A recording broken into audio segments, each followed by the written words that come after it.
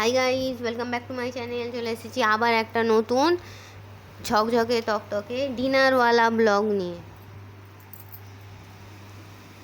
আজকে ডিনারে আছে জমজমের বিরিয়ানি। বিরিয়ানি, এটা হচ্ছে স্যালাড, এটা হচ্ছে দই, এটা হচ্ছে সন্দেশ। এখানে একজন আছে, এখানে একজন আছে।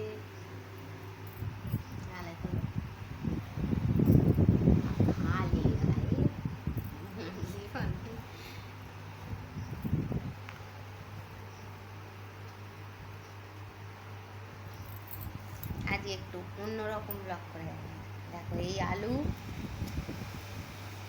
এই হলো ভাত,